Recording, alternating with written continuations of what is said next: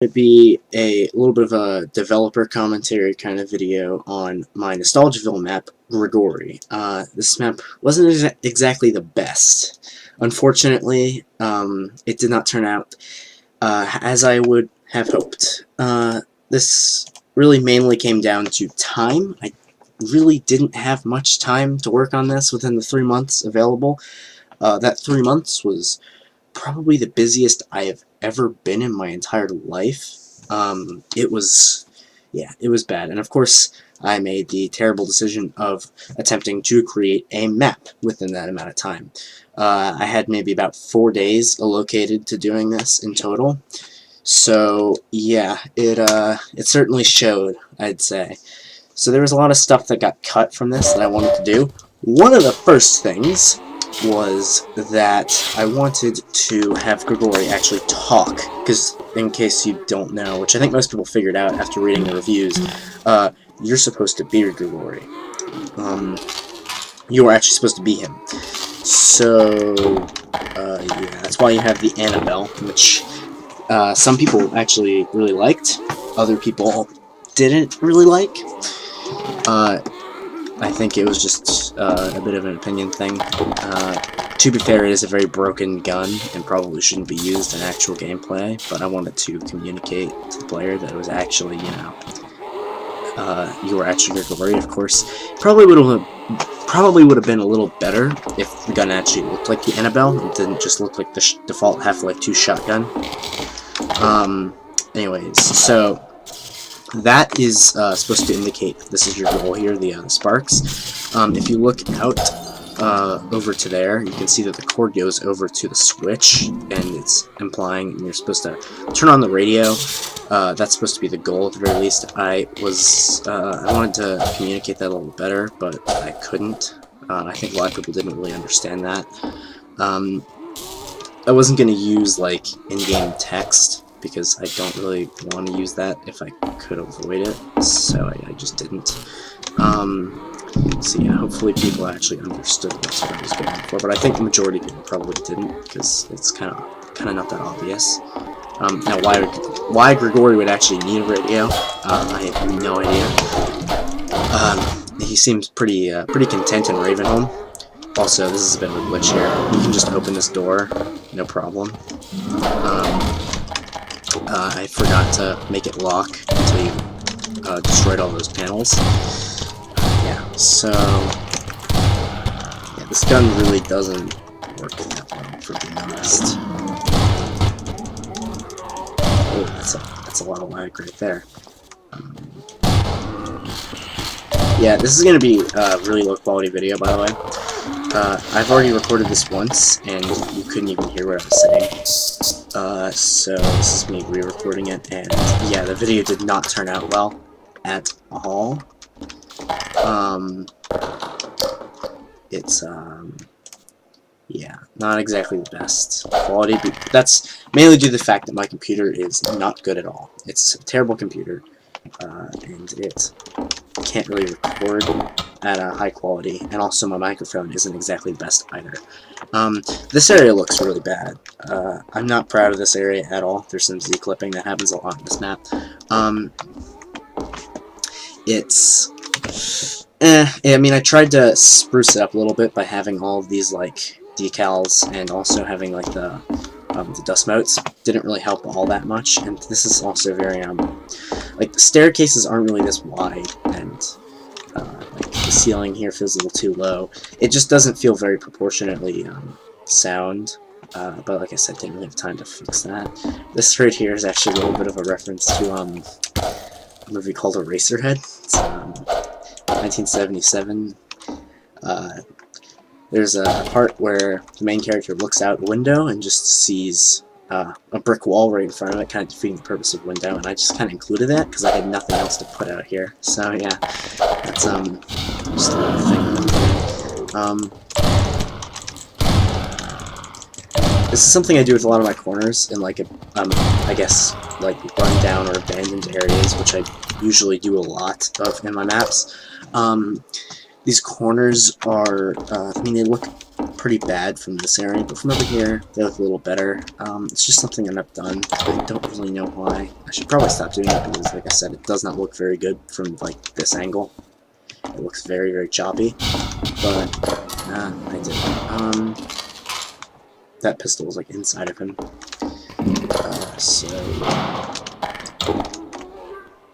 Now, this right here,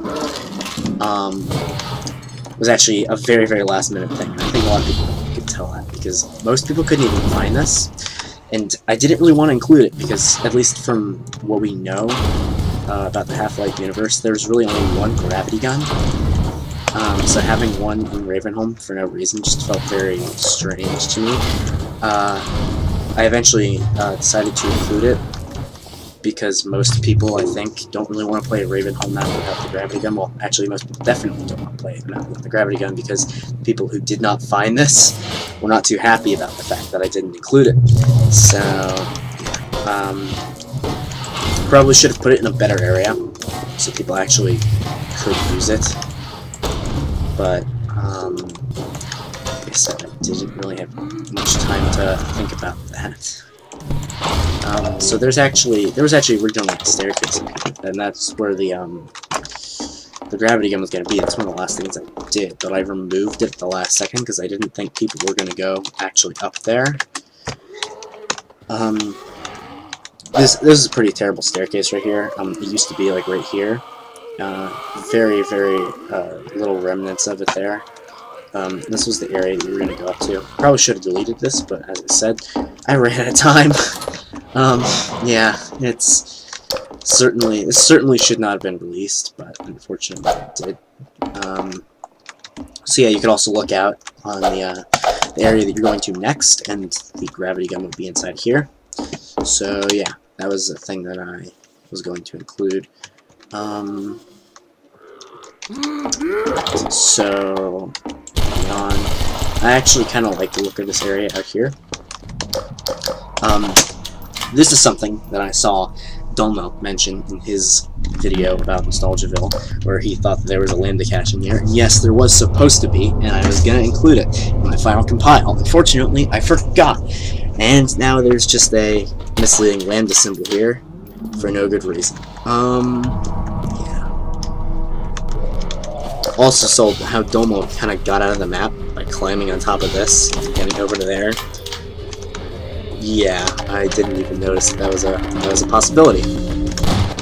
So yeah, I actually really do like the look of this area. I did see some complaints about the very blue lighting coming from the sky. Originally, that was just like a placeholder value until I could actually look up the sky list and see the proper values for the night sky, but I actually kind of liked the way it looked, contrasting with like the red and also the orange of the fire, or I guess yellow of the fire. Yeah, so I just left it in. Probably shouldn't have, to be honest, but I did. Yeah, that's kind of a common theme here with this map. Also, these things are way too like hard to find. You can't even see it without a flashlight. As I said, that's another thing where I just kind of threw it in as a placeholder and didn't have time to revise it. And also, one thing I've heard a lot of people talk about is there's way too many zombies in this map. This right here is an area where that's most notable. You really shouldn't have 3 zombines in an enclosed space like that. To be honest with you, I can't really even say that's a time thing. I don't really know why I chose to put so many in. I think it's just because I felt like there wasn't enough things to do, so I figured if I just threw more zombies at the wall, then that would be more, but yeah, probably should have toned down the zombies a bit. This area looks absolutely horrible, by the way. Originally it was a little bit darker, also that. But I made it a little bit brighter with this spotlight over here because I felt like people wouldn't actually like it if it was incredibly dark. I'm not a huge fan of maps like that either, but a lot of maps just happen to be. Also, that's like a secret right there. Because I do like the aesthetic look of it. I think it looks very nice to have darker maps. It's also a cheap way of making, of hiding very simple geometry, which is something I do all the time because I'm not very good at making very detailed areas. Yeah, so this area looks pretty bad.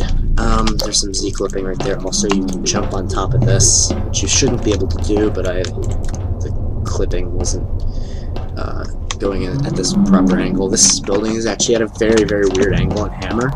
It might not really look like it, but it's still at a very, very weird angle. I tried to fix that, but it just wouldn't work for some reason. I don't really recall why, but I do know it didn't work.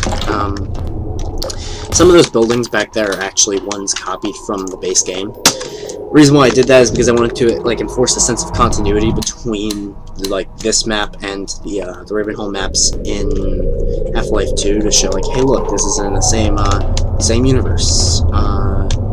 Probably could have done that a bit better, but that's the way I did it. Yeah, that was the big deal with that. Also, I included those zombies behind there because I wanted to give the player like more to shoot at if they wanted to. Obviously, I don't think the player would want to shoot any more than they already have, considering how many zombies I put in this map. But, you know, I didn't really completely comprehend that at the time. So yeah, that M of blood there was I didn't really understand how it worked. I kind of wanted to just spray blood all over the place when that happened, but it didn't, which is kind of sad. Yeah, but that's something I'm a little more proud of. That's one of the later editions, and I'm glad that I put it in because I like it a lot. It's more like the kind of thing I include in my maps, which is, you know, those horror scripted sequences that are just kind of like creepy and stuff. That's my favorite thing about mapping outside of lighting. Lighting is actually probably my absolute favorite. I really like it. So yeah, something you might notice a lot in my maps, all my maps really, maybe not all actually, but a lot of them, is that I use this graffiti as like a way of showing the player where to go. I think there's one down there as well. Oh, right there.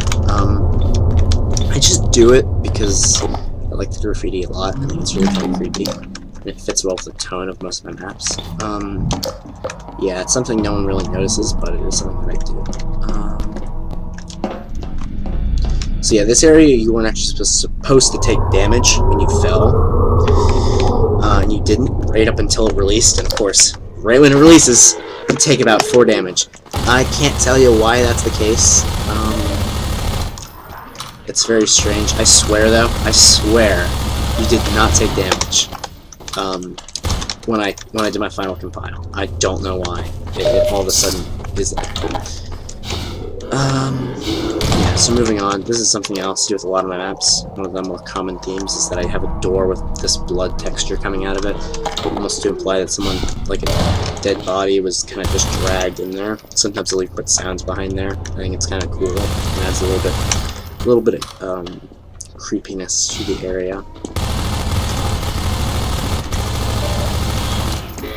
Sorry if my voice is a bit soft, and I'm like having trouble talking in this, by the way. I'm very dehydrated while I'm recording this. I'm just trying to get this done because I won't have another chance to do it for a while. So there's way too many zombies over here, but that's, like I said, a very common theme in this map. I really should have toned down the zombies, but I didn't.